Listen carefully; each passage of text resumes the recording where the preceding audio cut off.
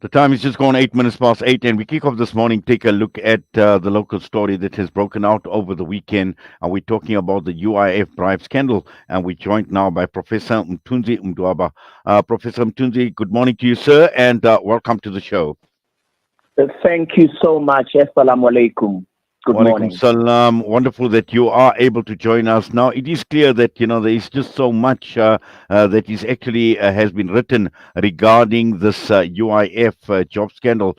But before we get to some of the issues, I just want to take a step back in terms of, your involvement. And I know that there were sincere intentions as far as the unemployment insurance fund is concerned, the 750,000 jobs deal, and if you could just take us back and just provide us with some sort of background and some sort of context as to what had actually led to the build-up of what we've seen in some of the media reports that have surfaced of late. Thank you. Thank you so much for this opportunity. So really what has happened is that my past has always been in the skills, training, education, technology environment in the main as an entrepreneur. And then, of course, I've always been in organized business. I've been the chairperson of the Information Technology Association, the chairperson of the Black Information Technology Forum. I've been the vice president of BUSA, Business Unity South Africa, ultimately became the first African to lead all the employers in the world, Switzerland, speaking for over 50 million companies, and consequently being vice chair of the ILO as the first African as well since 1919. The significance of this is that my experience in education and skills and training and technology and all the stuff that I've mentioned showed me that we were trying very hard to create jobs in South Africa. But when we got to the global financial crisis, it went up on a very steep kind of situation and we never recovered. And between then and the COVID, things were getting worse all the time. And the poverty, of course, was exacerbated as well because of this high rate of unemployment. And then I noticed as a labor expert that not only are we running into trouble in terms of unemployment running unabated, but we were also starting to have a situation with the unemployment insurance fund that is very similar to the problem we have with electricity and water in the country. I started seeing signs that the UIF, not in our lifetime, but certainly our kids' lifetime, is going to run out of money. And this was before the COVID. I want to underscore this and stress this, right? I then started putting together some ideas of how to build an ecosystem, which we referred to as the Tuja parallel universe ecosystem, right? A system that removes us away from the toxicity of the markets and the flaws of the markets we know, that takes us away from the toxicity of Western imposed paradigms and models that are not suited to South Africa, that are not suited to African conditions, informality, and so on. I then put it together to cover 8 sectors. The 8 sectors I'm talking about are aquaculture, agriculture, renewable energy, telecoms, media, fiber, broadcasting, arts, culture, sport, and also construction and property, health and pharma, and the financial services. And why I was choosing these sectors was because they were all projected for growth. They are all supposed to absorb a lot of unemployed people that come from sectors like mining, for example, because we're looking for a growth that is beyond the mining economy. We're looking for the future of work. And really importantly was that the UIF, a few years ago, let's say, would collect 17 billion from all of us. 10 billion would go to the PIC. 7 billion would go to people that are retrenched or who end up, who are on maternity and other deserving people that claim from the insurance, from the benefits. But now, when unemployment increases from, say, 22% 15 years ago to 40% today, clearly you can't collect the 17 billion. You're going to collect maybe, let's say, 14.5 billion, which means you don't have 10 billion to save anymore in the PIC. You don't have now 7 billion, it has to go up to about 9.5 to 10 billion to be able to service what we are doing in education to South Africa, paying for social services and social development, and hence our now budgeting for a deficit as a country for the next few years. And really what it was to do and what it is meant to do and will do is to recruit from the 700,000 unemployed people on the database of the UIF, bring them onto these 8 layers of sectors I'm talking about, assess them as we would have done in my company long time ago called Talk IT, where we perfected these kind of things, assess, analyze, retrain, and then reintegrate them into sectors that will absorb them where they are into value chains and be able to do this. So for me, that is the best summary I can give right now without taking too much of your time. But basically, it is to create over 700,000 jobs. But the 700,000 on the UIF database is but what I would refer to as low-hanging fruit. Then the next level would be to go to the over 6 million unemployed people on the Department of Employment and Labor database who don't even have metrics, the majority of them. So I'll leave the other stuff for questions you might have, but that's the best summary I can give.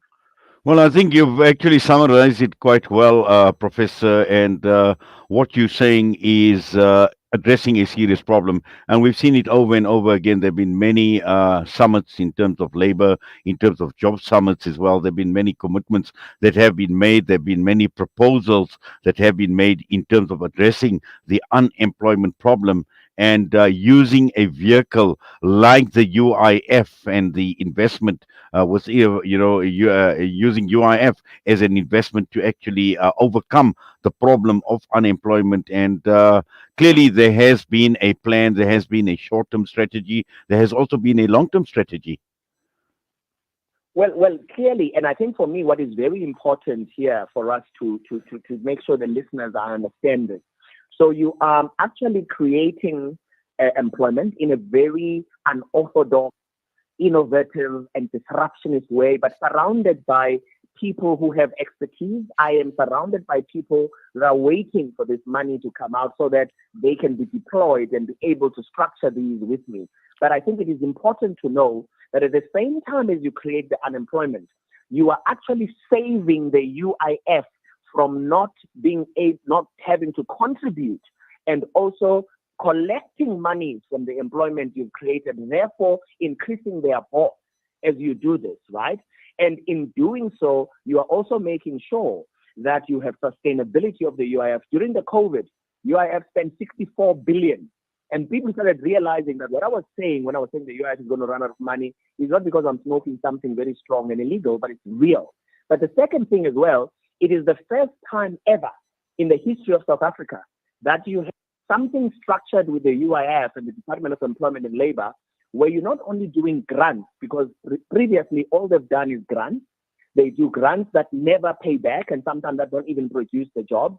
But this one is part grant, part loan that is fully repayable by us as Tuja Holdings, which I'm CEO of, but also part equity. The UIF in the contract, the valid agreement that I'm talking about, is to exercise up to 19% equity in the project so that they've got oversight. They have people sitting on the board. They're able to work with us. They're able to guide us and say, listen, things have changed. Let's work together this way and that way. So I think this also needs to be appreciated. But my concern is that with all this rubbish of bribery and people being corrupt and the noise that is there now and my safety now, where people are worried for my safety, you know what? The noise is shutting down the real issue of unemployment, of creating over 700,000 jobs. This is my worry, even with the interviews that other people have offered me. They ask me about things like, my past and why certain things happen without even researching them properly. People must ask. I'm transparent.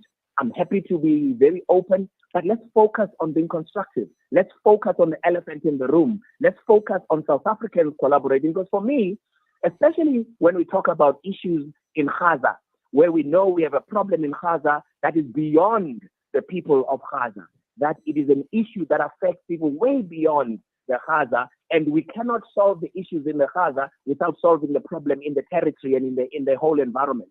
But in South Africa, the problem is us. We are the problem. The very liberators of ourselves are the very oppressors of ourselves. The economy is taking us over a cliff. And all we sit and talk about is egos and people wanting money to be given to them. And if you say, I don't want to give a gateway fee, you are now arrogant. That for me is my problem. Prof, just in terms of your strategies and what you had proposed, what buy-in did you get from the Department of Labor? What sort of buy-in did you get from government in general? So the concept is built on the basis that the Department of Employment and Labor and the Unemployment Insurance Fund are the axis. It's sort of like, it's actually the seed capital, right? Because I've got a lot of colleagues all over the world who are waiting to match my funds. But first, they said, you raise the money at home. Before we match your funds, raise money at home. Show me that your home is serious about creating jobs. That's point number one. Point number two, you remember I said it's built in such a way that it's almost like a detour of some sort where you move away from toxic and bureaucratic processes that South Africa has that have not worked. Because you want to have the peace of mind to launch, start demonstrating short, medium, and then long-term successes.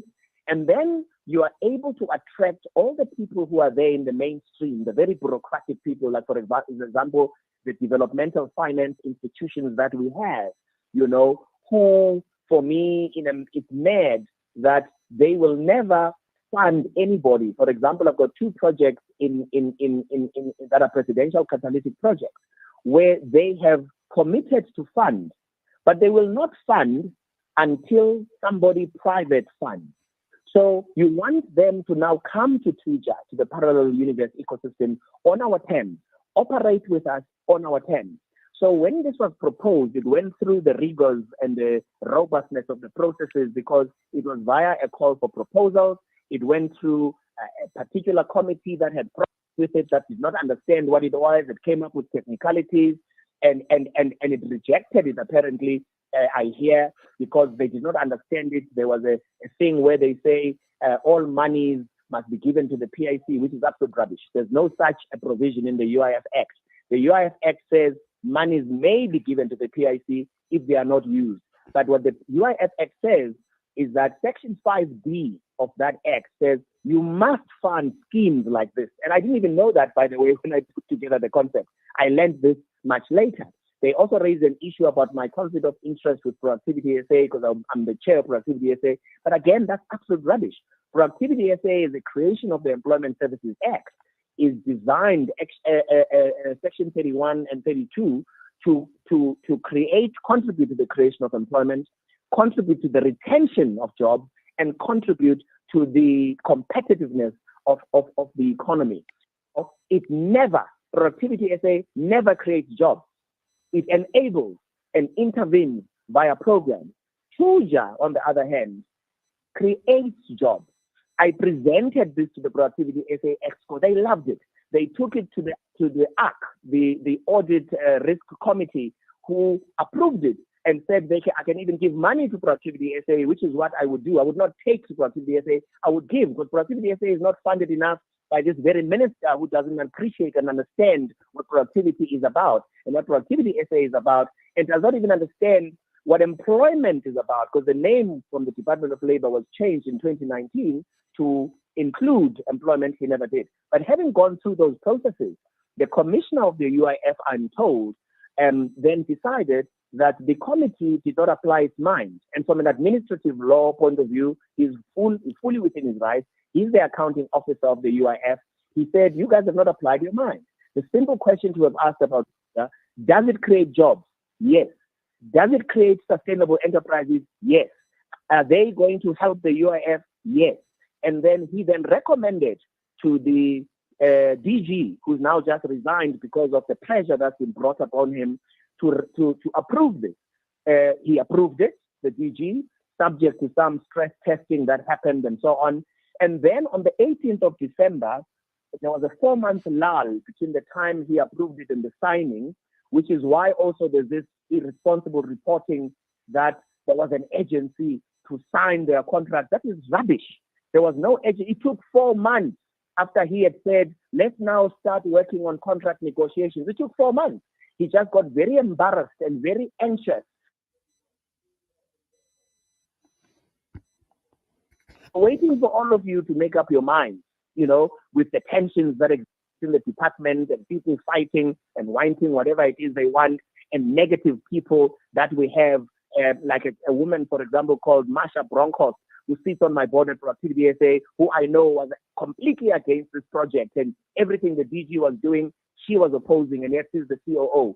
So the DG said, I want this thing approved. I want this signed. I've approved it. And eventually it got signed, and that's when the trouble started. That's when irresponsible journalists started, the Sunday Times, a guy called Sabelo Skiti, started going on a rampage, and yet I'm told by people that he's actually a hired gun. He's the kind of guy who, is approached to destroy people's lives and destroy people's reputation. And that's why we are where we are in the last 10 months, ending with where we are now with what I've reported.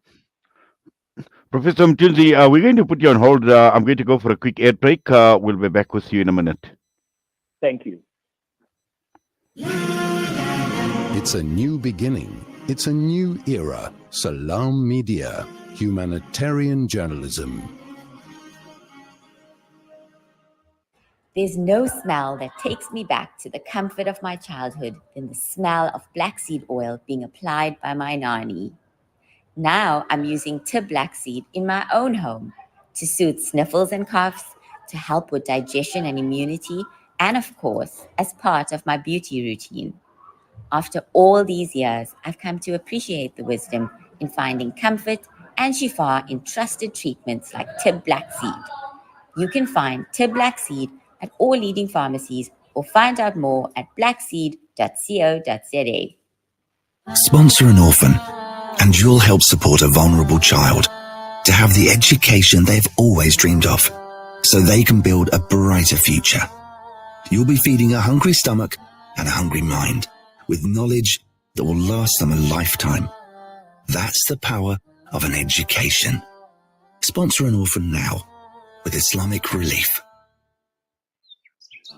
When the perfect blend of stylish decor, exquisite halal cuisine, and warm hospitality come together, it could only mean Al Bayt Lodge, your true home away from home. Al Bayt is the ideal heaven for families, business people, and tourists, with its 4-star family rooms and other luxurious facilities. Conveniently situated close to Port Elizabeth Airport, the beach, and other amenities, your stay will be truly unforgettable, as you'll be taking home lasting memories of the warm hospitality, the serenity and tranquility that Al Bayt has to offer. For reservations, call 041 583 6415 or visit www.albaytlodge.co.za. Ah, the kitchen, the heart of the home, where memories are made and celebrated. Our go-to place for those freshly stacked pancakes early in the morning or for the late-night snack munchies. We are in there together, cooking, eating and celebrating life together. Let's keep the kitchen a place that is shared by everyone, where we build stronger bonds and grow together. Sunfoil, now we cooking. Visit nowwecooking.co.za for recipes that everyone can help make. Rejuvenating media day by day. This is Salam Media.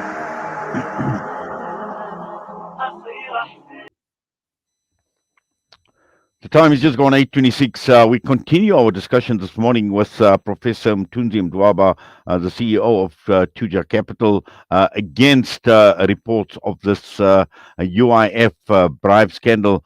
Prof, just to continue, and what you were saying before we went for the air break, that everything, the right boxes were basically ticked right up to the point when the contract was signed, and this is when all hell had actually broken loose. And from some of the reports that we're seeing, and looking at the Sunday World in particular, there have been accusations of gutter journalism.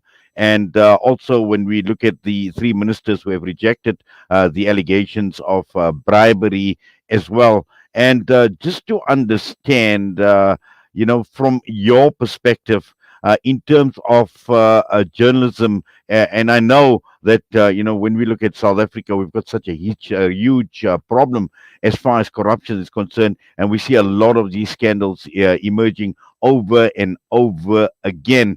And just trying to understand from your side, in terms of the motivation behind these allegations, and also the gutter journalism, which obviously, impacts on the standard of journalism in this country? I can't speak with authority on data journalism because I don't know much about journalism. All I do know, though, is that we need to have objectivity, we need to have balance, we need to have good research before we, announce and make certain accusations and write certain stories. I can tell you for a fact, I'm made actually to think of something I haven't seen since university. When I was doing jurisprudence, I wrote a project at university that said, Humpty Dumpty said, words are but at the mercy of the interpreters. Words will always be at the mercy of the interpreters. And in this particular instance, my interpretation of Sabelo City in the Sunday World going for me and not giving my side, and not giving the Director General's side, not giving the Commissioner's side of the story, and only giving one side, which seems to have been Messi and his people eating a platform full of lies, was data journalism. So if some people say it's data journalism now that people have written a story on what I have decided it's time to reveal, I really have to say time will tell on what part of this is data and what part of it is real. But insofar as we talk about the motivation, so for 13 years I spent a lot of my time in Switzerland, coming home a little bit every now and then. I've mentioned I was leading the Employers of the World, the International Organization of Employers, in 2017 to 2021. I was, and as a result, vice chair of the International Labour Organization and the global spokesperson for all people in the world.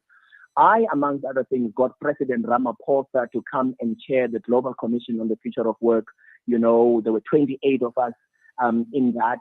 We were talking about how the next 100 years of the ILO will shape the world of work, because the ILO is the mother of the work. Anything you can think about in the workplace, from Convention 87, which is your right to protest, from Convention 98, your collective bargaining, to occupational safety and health conventions. And we came up with one convention as well in 2019 on harassment and violence and harassment, Convention 190, which South Africa has now ratified. And we also came up with a declaration on the future of work. And I led those teams. These were spokespersons that were led by me in 2019. I would have, for me, having reached the highest level, I think, of any office one could wish for, other than the fact that I was to be the first African DG of the ILO, and I was decampaigned by South Africa for reasons I've never understood. Again, lies from Messi and his friends in the South African Communist Party. I think that for me, it is tricky. I've worked with 187 countries. My network is in 187 countries. I have countries that invite me to speak to me here at home, treated like rubbish. And it's okay. If people feel they don't want you to be involved with them, it's okay. But for heaven's sake, don't try and monopolize patriotism. Don't try and want things to only happen in a private boys' club. That in itself is a problem. But it is worse when that private boys' club wants to have gateway fees. They want to have a cut. I'm told that it's become standard here at home. I've been back home for 2 years now and reintegrating into my home, which I love, and I'm here to stay, and I will make sure that I run this program and many others and create the job that I want to create. But I'm told that it's become standard that the private boys club has to get 10%. They're actually known as the 10% people. This is nonsense. It can't happen. And they've become so professional in doing it. That's clever ways of doing it, where you are told, don't have pieces of paper, don't have your phone there, we need to have a sanitized conversation and all those kind of things. But I'm told that some people have ended up in ICU because their dreams have been shattered by these private boys clubs. I'm told that other people have been so sick. I'm told that some people have taken their lives. I'm told that some people are out there having mental health issues, depressed, all because of people who were supposed to liberate us. And I mean, it is Mandela who said, and I quote this every day these days, he said that if the ANC ever does to you what the apartheid government did, then do to the ANC what you did to the apartheid government. I'm sorry. I am not going to continue keeping quiet just because other people are going to talk about. In the 702, there was a very uninformed guy called Bongani, poor guy. You know, you can see he's just a tool who doesn't do his research and doesn't understand what he's doing. But you know what? I expect it from some platform. He says, I'm rubbishing. Why would I do that? Does he know? Does he even know the things that some of us have done? How we've changed things in the world? How we fight for change in the world? How we fight for impact and how we fight for social justice? Doesn't he even know? But no, he doesn't. Because we also have a colonialist problem where we deal with each other with disdain and disrespect when we are black. When you're black, you can't be a guy who comes up with a concept. I tell him, for example, about Google and Facebook and discovery. He says, no, he knows Google, but he doesn't know Tuja. But did you know Google before Google became Google? I mean, somebody has to come up with an idea, right? Somebody has to come up with a vision. But when you're black, you can't come up with a vision. You can't come up with a concept. It has to be taken with such, not one pinch of salt, but many pinches of salt. So this is my view. My motivation is to build my country. My motivation is to rebuild this country. My motivation is to have constructive stuff in this country. That is my motivation, no other. Prof, just finally, and we are running out of time, where to from here for you? And we've also learned about a criminal injury case that have been obviously opened against yourself. And, where does this actually leave you? Where to from here? Well, it leaves me with a valid agreement that I will not rest until it's implemented for the people of South Africa. This is South African money. It's not their money. This is public money. And this is money to be used for national projects. Nobody's asked me about calling those people and verifying that they exist. They're all waiting for phone calls. In KZN, in the Eastern Cape, in Limpopo, in Northern Cape, they're all waiting for calls. So for me, I will fight tirelessly for the implementation of this project. Secondly, people can lay charges. People must do what they have to do. Crimen injuria. My God, the drama that people have. They go and, dressed up and do things and mislead our police forces when they know what they've done. People must do that. People must send letters to me for defamation. But I tell you here, I stand by all that I've said. I will defend it. I will fight any defamatory innuendo that is not there or assertions that are not there. I will fight and defend any criminal injuria, and I will provide proof. But I'm told, which is why now I had to run to one of my homes in RTBS, and then I'll probably stay a day and go somewhere else as well. I'm told I'm not safe, so I'll do it away from the eyes because unfortunately, my family, my friends are also worried about my safety. I need to be safe. But if something should happen to me, although it upsets my daughter to say this, then there's better people who've done it before.